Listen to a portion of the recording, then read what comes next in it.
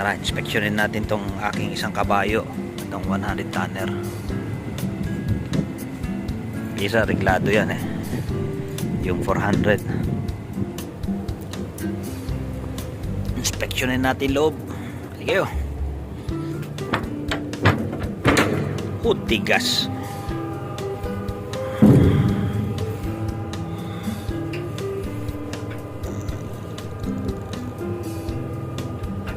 Yan. Sabihin nyo wala akong gloves. Wala nga. Gloves na naman. Ayun o. Sabi sa'yo eh. Wala eh.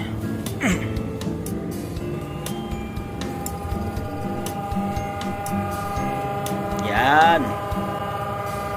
So ayan yung hydraulic tank ha. Ganyang kalaki ang tangke niyan. Oh, laki. Puno pa. Mga side glass. Ito mga filter niya to, circulating pump. May mga cooler din siya.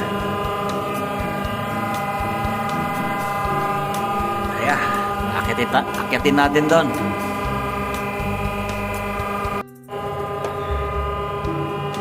Ayan. Pandi tayo. Kailangan natin isara ito. No?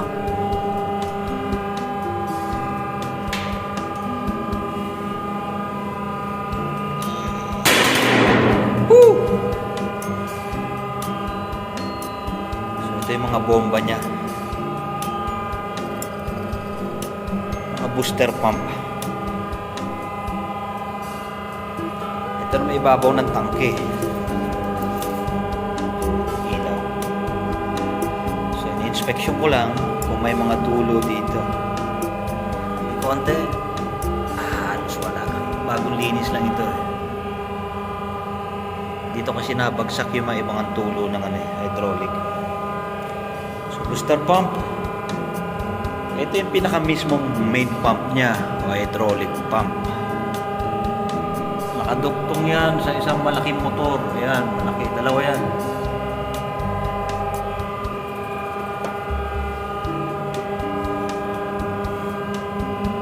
Meron din filter sa gitna. Ayan. Ayan. Laki niyan. Akat din tayo doon. Inspeksyonin natin. Paano makiat doon? Dito sa hagdanan na ito. Ayan, bubuksan natin uli yan. Nabubuksan yan eh. Okay. Kita ulit. Ayan. Dito ulit tayo.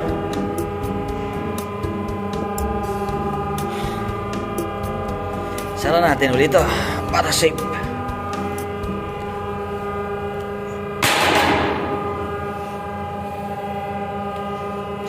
So, ito yung bomba niya o yung motor, yung electric motor niya.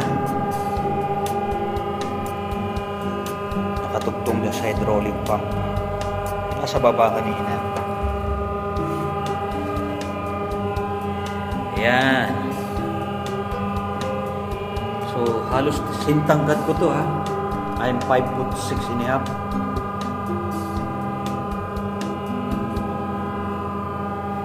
Dalawa.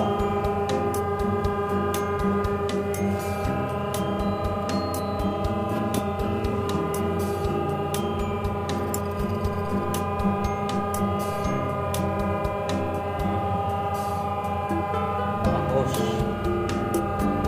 Then yung paakyat dun sa winch sa taas, yung mga hose na yan.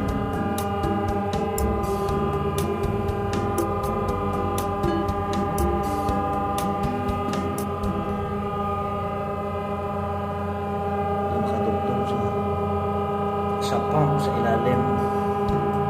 Tinuro ko kanina na nakadugtong dito sa motor na malaki na ito. Akit naman tayo ulit sa taas. Doon sa mismong loob ng slewing gear. Yung slewing gear doon. Akit tayo doon. Inspeksyonin natin. Ayan yung mga sinasabi kong tulo-tulo. May mga tulo-tulo na langis galing sa taas. Gumagapang yan, doon bumabagsak sa baba. Nagkaroon sa stainless na yung kanina. Okay, akit ulit tayo doon. Let's go!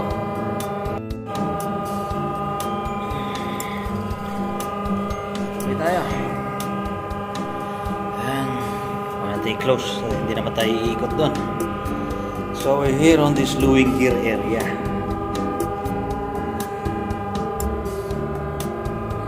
Ano mga gear niya?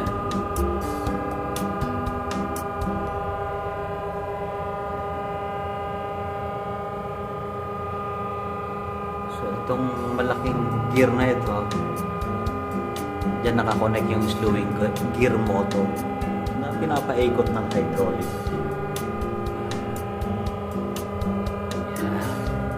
Isa. Bali, apat to eh. Dalawang magkabilaan na slewing gear motor or pump.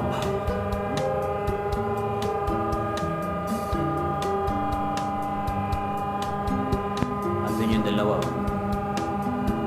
See? So yan, sensor. Parang nagasukat niya.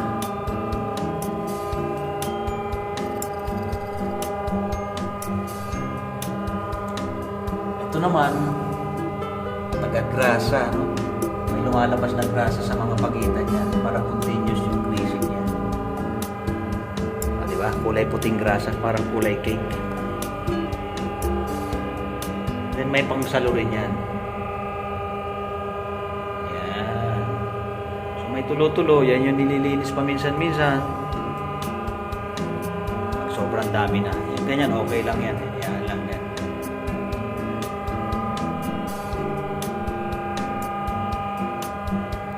Papunta doon sa Crane King. Nakakonect dito. Yan.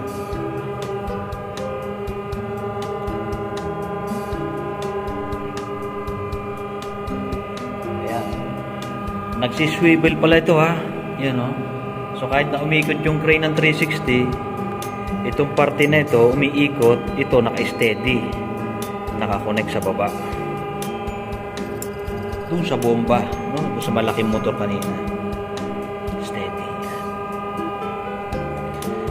Yan. Sa sentro rin yan, nandyan din nakakabit yung mga lahat ng klase ng wire na papunta sa itaas. Nasa gitna.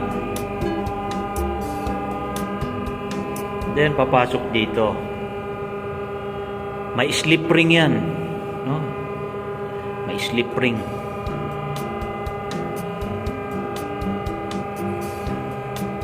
Ikot din yan. Ito may swivel siya. Dito sa loob.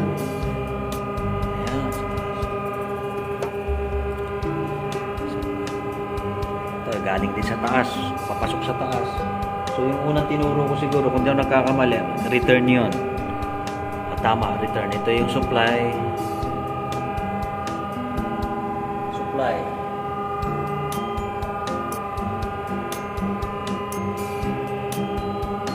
Ito na may return. Kasi galing na sa filter. Yan.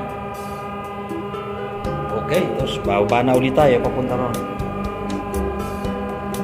Siguro magtatanong kayo kung ano yun. Yan ay nitrogen, no? Nitrogen bottle.